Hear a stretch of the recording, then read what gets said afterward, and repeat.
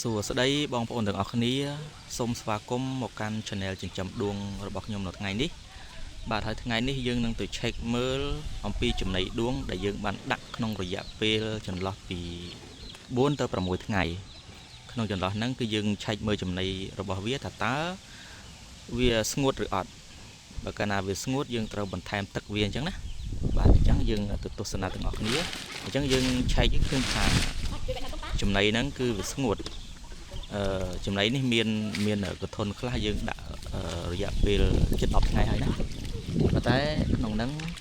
ពេលយើងបានថែមម្ដងរួចហើយដែរក្នុងកធនខ្លះប៉ុន្តែក្នុងកធនដែលយើងដាក់ចន្លោះពី4ទៅ6ថ្ងៃហ្នឹងគឺយើងអត់ទាន់បានបន្ថែមទឹកនៅឡើយទេអញ្ចឹងការបន្ថែមទឹកគឺយើងច្បាច់នៅទឹកត្នោតទុំហ្នឹងយើងច្បាច់យកទឹកវាទៅឲ្យខាត់បន្តិចទៅស្រួលយើងថែមណាព្រោះខ្ញុំអត់ប្រើស្កររងូហើយក៏អត់ប្រើមេ GEM អីដែរអញ្ចឹងខ្ញុំប្រើទឹកត្នោតផ្លែទុំទឹកត្នោតដែលច្បាច់ចេញពីផ្លែត្នោតទុំណាបាទព្រោះយើងប្រើរបៀបហ្នឹងគឺដើម្បីកុំឲ្យវាធំក្លិនស្អុយទី2យើងជំនួយទៅដល់ការលូតលាស់របស់កូនដួងហើយក៏ជាជំនួយទៅដល់មេដួងផងដែរហើយមួយវិញទៀតយើងក៏បានដាក់ចំណីបន្ថែមសម្រាប់មេដួងមេកញ្ចែហ្នឹងមេមានប្រម៉ោយហ្នឹងយើងដាក់ផ្លែត្នោតទុំដើម្បីឲ្យវាស៊ីហើយការដាក់បំពន់ចំណីដួងនេះគឺមានរបស់ផ្សេងជាច្រើនទៀតដែលយើងអាចដាក់បានណាដូចជាផ្លែចេកទុំហ្នឹងផ្លែស្វាយទុំផ្លែល្ហុងទុំផ្លែឪឡឹកទុំអីហ្នឹងផ្លែឈើទុំសុទ្ធតែយើងអាចដាក់បានឲ្យតែយើងវាតុនអញ្ចឹងណាដែលវាងាយនឹងក្រេបជក់បឺតយកជាតិទឹកនឹងបានគឺយើងអាចដាក់បានហើយអញ្ចឹងខ្ញុំមិនមានចេកទុំមានចេកទុំបន្តិចហ្នឹងនេះមានបន្តិចដែរហើយมันមានផ្លែឈើអីផ្សេងជាច្រើនទៀតដែលខ្ញុំរៀបរាប់នេះគឺខ្ញុំអត់មានទេអញ្ចឹងអ្វីដែលនៅចិត្តដៃខ្ញុំគឺខ្ញុំប្រើរបស់ហ្នឹងហើយតំបន់ខ្ញុំនេះគឺសម្បូរទៅដោយផ្លែស្នោទុំដែលវាធ្លាក់ចោលអញ្ចឹងណាអញ្ចឹងយើងរើសវាយកមកដើម្បីយកមកធ្វើជាចំណីរបស់ដួងយើងហើយបើសិនជាមានកូនដួងតូចក៏វាឡើងមកស៊ីដែរត្នោតទុំចុះហេតុអីបានជាយើងមិនដាក់វាទាំងមូលផ្លែត្នោតទាំងមូលទៅយើងគ្រាន់តែហែកវាទៅកាលណាដាក់ផ្លែត្នោតទាំងមូលគឺវាកូនដួងវាចូលនៅក្នុងហ្នឹងវាពិបាកយកចេញពេលដែលយើងដូរចំណីទៅគឺយើងពិបាកយកចេញបាក់ឆ្កាស់ចេញព្រោះវាប្រមូលនៅក្នុងហ្នឹងស្អីស្កាស់អញ្ចឹងណា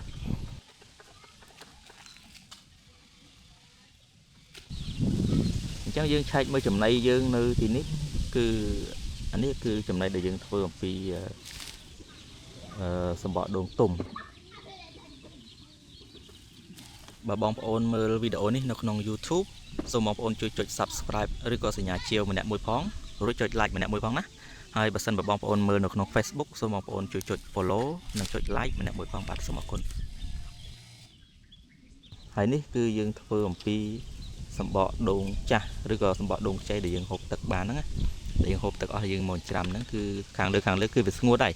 តែខាងក្រោមគឺវាអត់ស្ងួតទេអញ្ចឹងគឺយើងថែមបន្តិចទៀតណាយើងអត់ថែមច្រើនទេហើយនេះក៏ជាចំណីដែលយើងធ្វើអំពីផ្លែសម្បកដូងទុំដែរសម្បកដូងខ្ចីដែរនេះគឺធ្វើអំពីសម្បកដូងទុំដែលយើងដាក់លាយឡំគ្នាអញ្ចឹងតែយើងមើលដឹងគេថាយើងដាក់ផ្លែដូងសម្បកដូងទុំពីលើហ្នឹងគឺបានន័យថាយើងធ្វើអំពី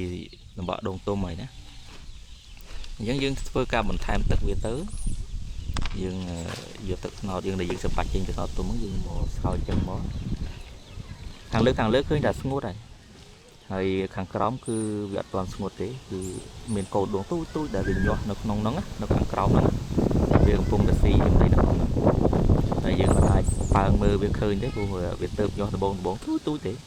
ប៉ិនកូនតកៅទេអញ្ចឹងយើងដាក់តែប៉ុណ្ណឹងមកកុំដាក់ច្រើនពេកណាកាលណាយើងអត់អាចដាក់ឲ្យដូចយើងដាក់លើកដំបងព្រោះយើងដាក់លើកដំបងយើងដឹងហើយយើងដាក់មើលទាំងអស់គ្នាថាយើងដាក់តតែទឹករៀបក៏ខ្លោកអញ្ចឹងតែយើងថែមទឹកនេះគឺយើងអត់ដាក់ឲ្យវាលិចលង់ដូចតែដំបងទេគឺយើងដាក់តិចទេកាលណាយើងដាក់ច្រើនពេកมันនាំឲ្យលង់កូនដួងយើងកូនដួងតូចហ្នឹងវាកាលណាបើវាធំហើយអត់អីទេ តែបើវានៅទូចវាហាយទឹកនឹងអត់រួចវាអត់មានចលនាអីដែលតាក់វាបានទេណាវាអត់មានជើងតោងទេអញ្ចឹងវាអាចនឹងលងតែបើវារៀងធំហើយអាហ្នឹងវាអត់អីដែរអត់អីទេតែនេះយើងដាក់ការពារក្រែងមានកូនដួងណាដែលវានៅក្រៅសម្បកដូងគឺវាអាចនឹងលងអញ្ចឹងយើងទៅឆែកមើលកធន់ខ្លះដែលមានរយៈពេល10ថ្ងៃអានេះគឺ10ថ្ងៃ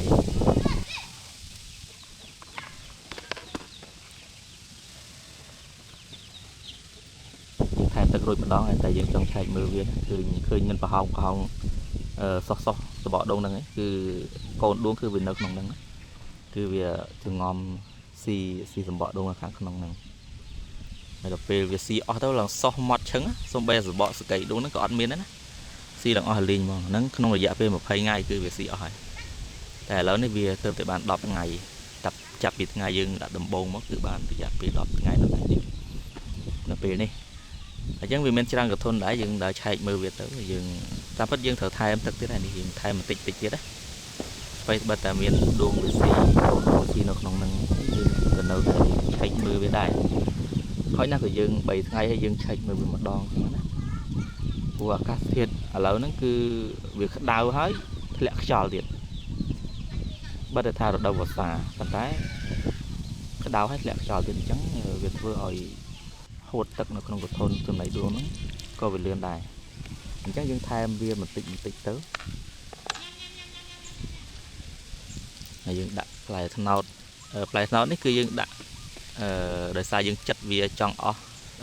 សាញសៃម៉ាយវានឹងហើយដែរបានយើងដាក់គណៈយើងដាក់ទាំងសៃម៉ាយច្រើនពេកកូនដួងវានៅសងំក្នុងហ្នឹងយើងយឺតយ៉ាវនៅក្នុងការដូរចំណីព្រោះយើងនៅរើយូរអញ្ចឹងណាអញ្ចឹងវីដេអូក្រោយខ្ញុំនឹងធ្វើអំពីការដូរចំណីដួងណាដែលយើងបន្ថែមចំណីឲ្យដួងសាជាថ្មីអញ្ចឹងយើងដាក់អញ្ចឹងមកនេះបំពន់នៅមេដួងហើយវីដេអូខ្ញុំអត់មានលាក់លៀមទេគឺបង្ហាញបងប្អូនអស់ហើយបើបងប្អូនមិនទាន់ចុច Subscribe ទេសូមបងប្អូនជួយចុច Subscribe ម្នាក់មួយទៅ